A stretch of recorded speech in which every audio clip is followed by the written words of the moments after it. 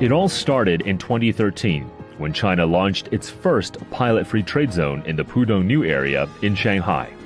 The preferential policies accorded to this special zone proved to be a prominent driver of the economy. The region, covering just over 0.001% of China, generated 6% of the nation's total import and export trade volumes in 2019.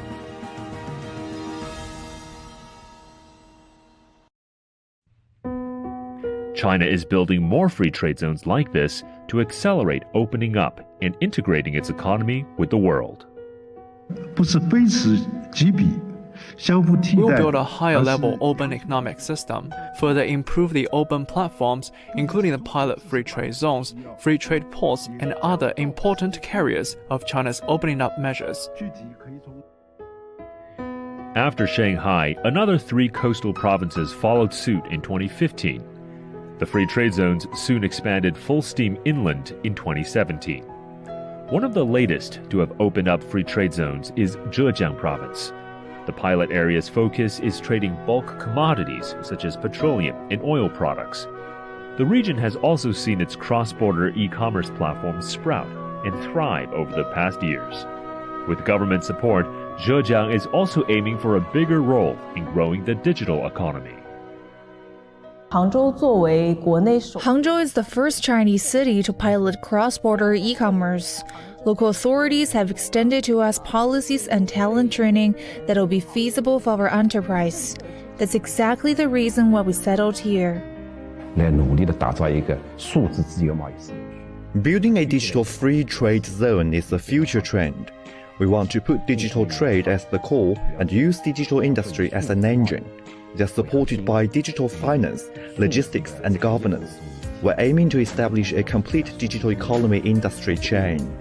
In 2018, a new star rose in China's south after President Xi Jinping announced the decision to support Hainan as a free trade zone and gradually transform it into a free trade port with Chinese characteristics. It's set to become the largest free trade area in China, covering some 35,000 square kilometers. Hainan aims to be a global hub for duty-free trade by 2050. Under a master plan released in June 2020, the Hainan FTP will have a zero-tariff policy on most imports, including manufacturing equipment, consumer goods, and raw materials. To attract the best talent, the government set the top-tier income tax rate at 15% for eligible employees, far lower than elsewhere on the Chinese mainland.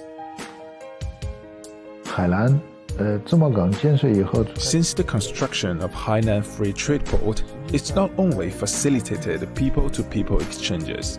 The tax reduction for high-end talents are of great help for us in attracting the best minds. Hainan has also removed many restrictions on international investment.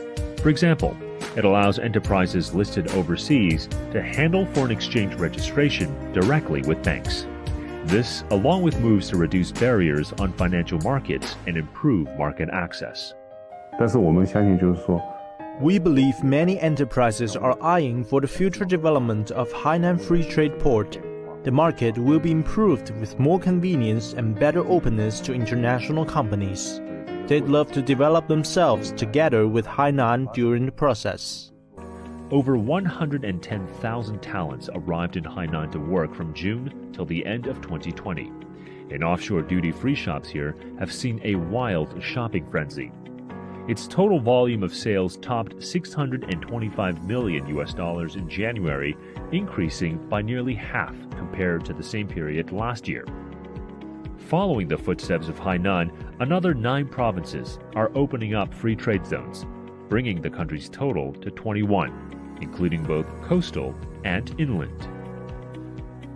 All of China's special economic zones highlight preferential tax treatment, more market liberalization, and incentives to attract foreign, high-quality enterprises, be they startups or established companies. These zones are the key to fulfilling the external circulation phase of China's dual circulation strategy and proves the country's commitment to opening up and free trade.